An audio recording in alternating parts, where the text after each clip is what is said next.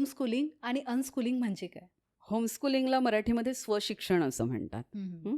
यातला स्व हा शब्द खूप महत्त्वाचा आहे. हो. स्व म्हणजे शिकण्यातली स्वायत्तता. याच्यामध्ये मुलं ठरवतात हम्म.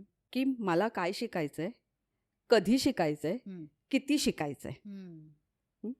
तर हे भले मग तो शाळेचा अभ्यास जरी आपण म्हटला हम्म. तरी पण स्वातंत्र्य त्यांचं आहे. हो. कसं शिकायचं, हम्म.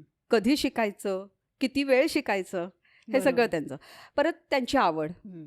त्यांचा कल, हम्म. त्यांची शिकण्याची शैली. हम्म. प्रत्येक मुलाची वेगळी वेगळी शिकण्याची शैली असते.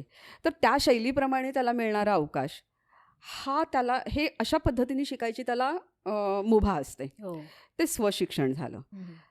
तुम्ही परीक्षा देणार असाल किंवा देणार नसाल हं. त्यांनी काही फरक पडत नाही. देणार असाल तर मग तुम्हाला थोडं काही प्रमाणात का असेना तो अभ्यास करायला लागतो. पण नाही तर तुम्हाला बराचसा वेळ तुम्हाला तुमच्या आवडी हम्म. करून बघायला, मी मगाशी जसं म्हटलं हम्म. की शिकावंसं जे वाटतं ते शिकता आलं पाहिजे, हो. जे करून बघावंसं वाटतं ते करून बघता आलं पाहिजे.